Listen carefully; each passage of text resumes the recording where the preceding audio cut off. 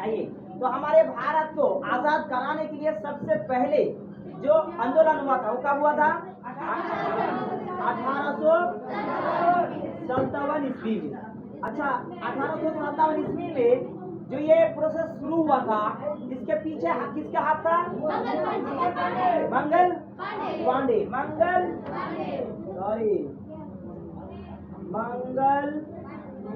पांडे रे, ध्यान दे। तो मंगल पांडे ने क्या किया? ये एक सिपाही ना था? एक सिपाही ना था? और सिपाही को देखिए कितना बड़ा काम कर गया वो। बड़े बड़े लोग रह गए पीछे पछाड़ते हुए, और वो अकेले कितना अच्छा काम, कितना बड़ा काम शुरुआत किया वो।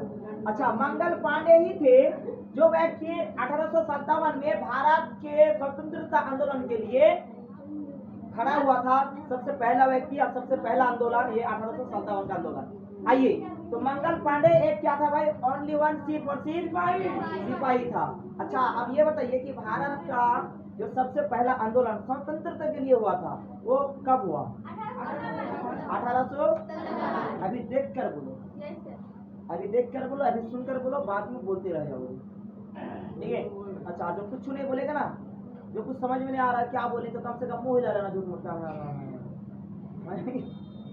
अच्छा, ये आइए एक बात और बताओ, ये भारत देश को लेकर के बहुत बड़ी बड़ी बात, जिस चीज को दबाया जा रहा है, बहुत बड़ी बड़ी बातों को छिपाया भी जा रहा है, ठीक है? लेकिन गूगल से कहा जाएगा, अब ये बताइए कि ये जो भारत आजाद हुआ था, यानी ये प्रोसेस शुरू हुआ था 1857 में, और आजाद कब हुई?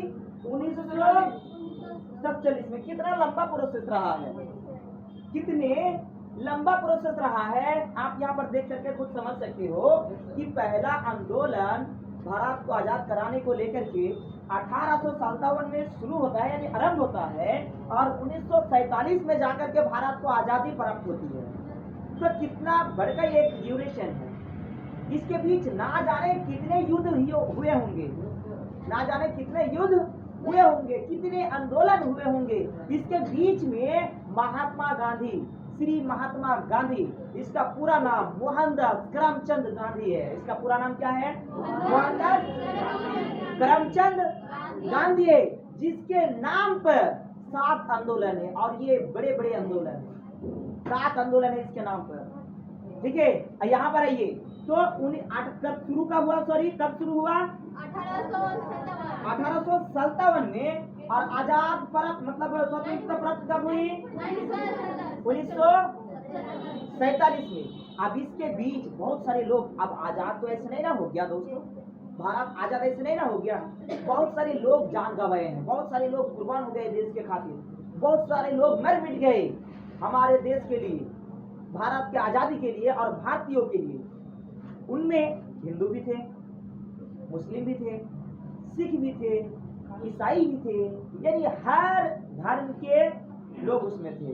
मेरे दोस्त, मैं आपको एक सबसे बड़ा डेटा बता दूं कि जो डेटा अभी प्रचलित ही नहीं है या कोई करता भी नहीं है, वो डेटा ये है कि इसके दौरान 1857 से लेकर के 1947 के दौरान जितने भी सारे युद्ध हुए हैं, उसके बीच बहुत सारे लोग मारे गए, बहुत सारे हिंदुस्तानियों के जान मतलब चले गए, वे लोग कुर्बान हो गए। उनमें से सिर्फ और सिर्फ मुस्लिम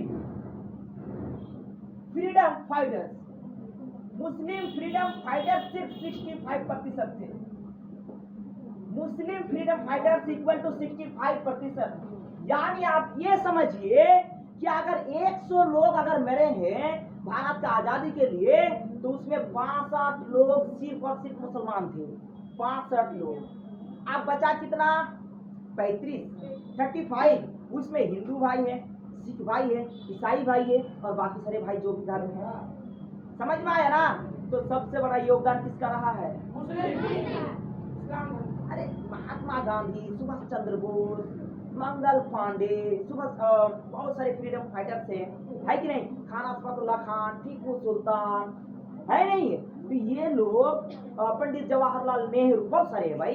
तो ये लोग तो नेता थे, ये लोग क्या थे? नेता थे। और उस पर लड़ने वाले, उस पर जान गंवाने वाले, उस पर जान को कुर्बान करने वाले कौन थे? हिंदुस्तानी थे। कौन थे? हिंदुस्तानी। अब हिंदुस्तानी एक ऐसा देश है जहां पर सारे लोग सारे धर्मों को रहने सहने खाने पीने और अपनी जिंदगी को बाखूबी से गुजर बसर करने का एक बराबर हक देता है। इसके बीच 100% में 100% में 65% सिर्फ मुस्लिम जान गंवा देता है। मतलब आप समझ रहे हैं कितना बड़ा डेटा है ये, कितना वैल्यूएबल डेटा है, बहुत ही बड़का डेटा। ये अक्सर टीचर आपको नहीं बताते। हाँ 15 अगस्त मानो सेलिब्रेशन करो, प्रोग्राम करो, ये करो वो करो, मौजा का मस्ती कर ली, बस खत्म करो। लेकिन हम लोग ये सब क्यों कर रहे, किस वजह क्या है, उसके बारे में मैंने कल ही बताया था आप लोगों को कि जिसका मन करेगा वो आएगा, जिसका मन नहीं करेगा भाई नहीं आएंगे। लेकिन बहुत ही इंपॉर्टेंट क्लास होने जा रहा है।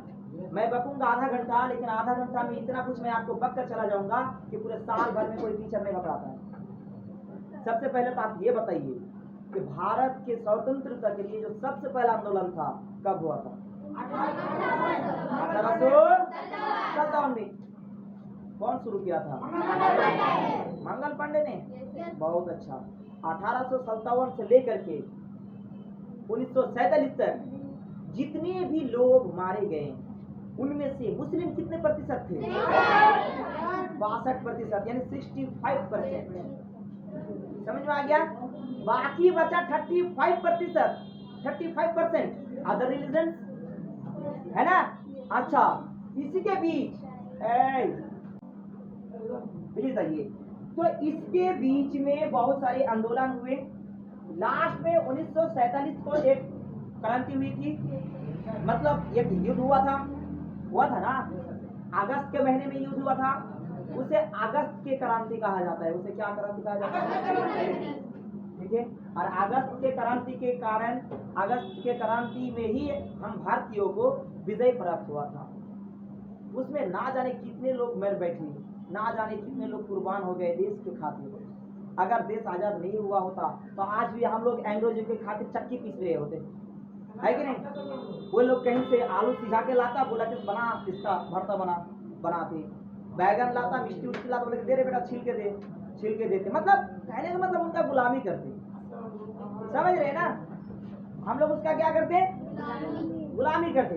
तो मेरे अजीज दोस्तों बुजुर्गों, आप लोग को ये आज का क्लास रखने का मतलब है कि वही उन लोगों का इम्पोर्टेंस को जानना, उन लोगों के जो कारनामे थे हमारे देश के खातिर, उन कार्यक्रमों को जानना कि किसने क्या किए हैं हमारे भारत के लिए। इतने बड़े प्रोसेस में 1857 से लेकर के 1947 तक भारत को आजाद कराने के लिए सिर्फ लड़ते रहे लोग, आंदोलन करते रहे लोग। उनके बीच शायद ही आपके खानदान से कोई मरे होंगे, मेरे खानदान से कोई जान गंवाए होंगे, है ही, जरूरी है, एकदम ठोक के ले लो, होगा ही। दादा के परदादा के कोई ना कोई होगा मेरे दोस्त। अच्छी बात है। देखिए आइए प्लीज आगे बढ़े। चलिए आइए।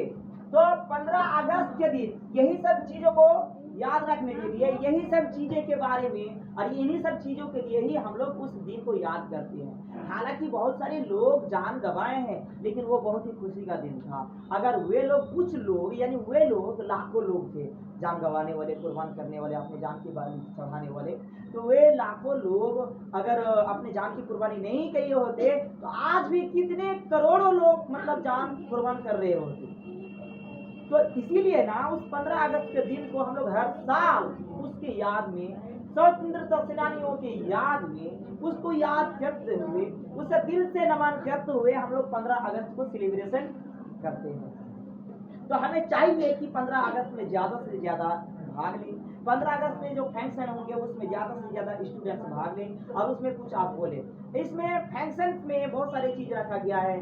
जैसे सबसे पहले तो आप स्पीच है, अब स्पीच भी देश के खातिर कीजिए, और सिंगिंग भी आप कर सकते हैं। उसके बाद क्विजेज आप ले सकते हैं, उसके बाद आप गेम्स ले सकते हैं। इतने सारे चीजों को हम लोग फंक्शन में रखने का प्रोग्राम किए हैं और रखने जा रहे हैं। ये सारे चीज आपको प्रोवाइड करेगा, और ये सारा चीज प्रोवाइड ये एमएन सर नहीं करेगा, बल्कि एनटीआर वाली एनटीआर के एक फैमिली मिलकर अपने आप को प्रोवाइड करेगा। कहने का मतलब ये चीज आप खुद करेंगे, मैं एक बहाना हूँ, ये चीज तो आप खुद करेंगे, आप एक एक बच्चे मिलकर करेंगे। सारे लोग करने वाले, परफॉर्मेंस करने वाले भी आप ही लोग होंगे, देखने वाले भी आप ही लोग होंगे।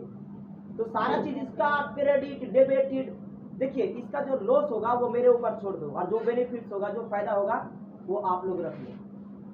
समझ में आया? जो लॉस होंगे वो मेरे ऊपर छोड़ दीजिए, और जो बेनिफिट्स होंगे, जो फायदा होगा वो आप लोग अपने पास रखिए, और अपना रिजल्ट बनाकर समाज को दिखाइए, अपने माहौल को दिखाइए, अपने कॉन्फिडेंस को हाई कीजिए और अपने रिजल्ट को बनाइए। लेकिन एक चीज और याद रखोगे, किसी क्लास के बीच में मैं और एक बात बोलता हूँ कि रिजल्ट बनाने से पहले आप अपने आप को बनाइए। रिजल्ट बनाने से पहले आप अपने आप को बनाइए।